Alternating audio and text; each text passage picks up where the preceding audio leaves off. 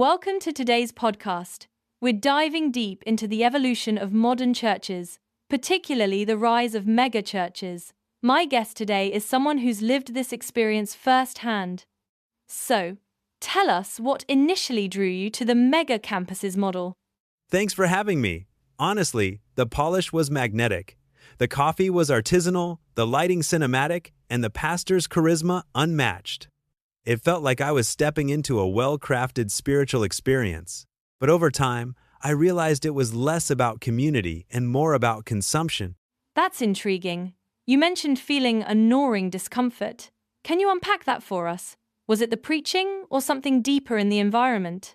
It wasn't the preaching, it was the atmosphere. The church felt like a production studio rather than a body of believers. I knew the names of the worship leaders, but not the people sitting beside me. We were tethered by screens, not relationships. It became clear we were consumers, not contributors. That's a stark observation. But some argue that megachurches reach thousands and amplify faith on a larger scale. Isn't that a net positive? It's a valid point. Scale can be powerful, but when you reach thousands, you often lose intimacy.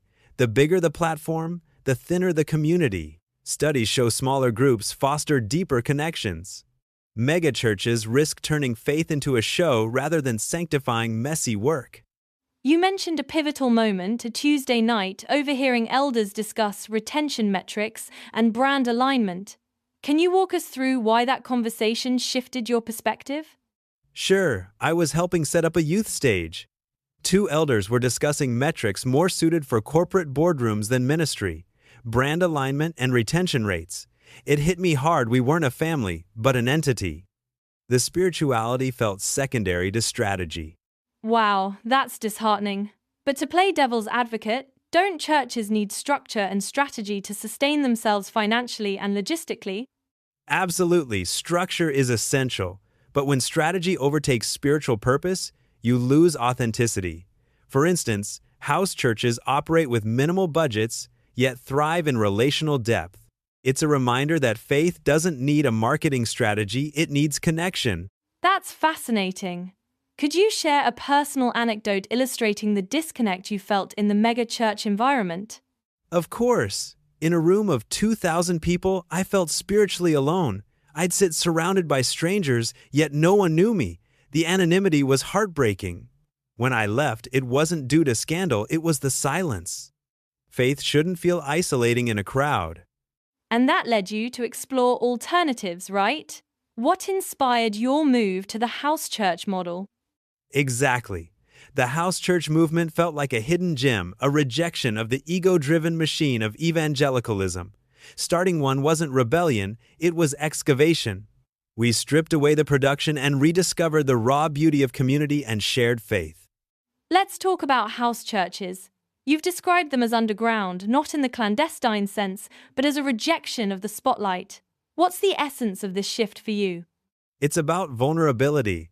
In a house church, there's no stage to hide behind, no curated sermons or polished worship bands. We sit in circles, sing off-key, and wrestle with Scripture together. It's raw and messy, but profoundly honest, faithful to the reality of life. That sounds refreshing, but isn't there a risk of losing theological depth or leadership without formal structure? How do you navigate that tension? Great question. We don't abandon depth, it's just decentralized. Instead of one voice, everyone contributes. We argue, question, and apply Scripture collectively. It's not hierarchical leadership, but shared discipleship. Theological richness emerges organically from dialogue. It sounds incredibly personal. Could you share a moment that crystallized the impact of this vulnerability in your house church? Certainly. During one gathering, a man shared his cancer diagnosis. We prayed directly for him, not generically for the congregation. There's no anonymity, everyone's burden becomes communal. The intimacy creates a sense of spiritual accountability and support. But won't this model face scalability issues?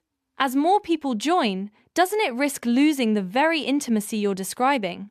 Absolutely. Scaling is tricky, but the house church model thrives on multiplication, not expansion. When groups grow too large, they split, forming new circles. It's an organic approach that prioritizes depth over breadth, a resistance to institutionalization. Your story is compelling, a shift from institutional prestige to the ordinary beauty of house churches. What have you learned in this transition about faith itself? I've learned faith doesn't need a budget, brand, or building. It thrives in ordinary spaces, living rooms, cluttered floors, and cracked voices. It's a resistance against the idea that spirituality requires spectacle. It's about being the church, not attending it. That's profound. But some might say institutional churches provide resources for outreach, missions, and large-scale impact. Isn't that worth preserving? There's value in institutional reach, but it often comes at the cost of relational depth. House churches prioritize the sanctifying work of loving your neighbor. For example, we directly support each other's needs financially, emotionally, spiritually, without bureaucracy. Can you envision a future where both models coexist, megachurches and house churches? Or do you think one inherently undermines the other? I think coexistence is possible, but it requires humility from both sides. Mega churches could learn from the intimacy of house churches, while house churches could collaborate on larger initiatives. The key is mutual respect, not competition.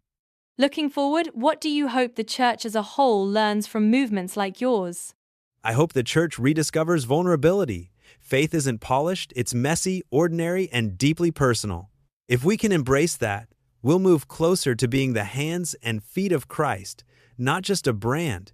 That's the quiet resistance I dream of. All right, that's all for this episode. Thanks for sharing your journey and insights.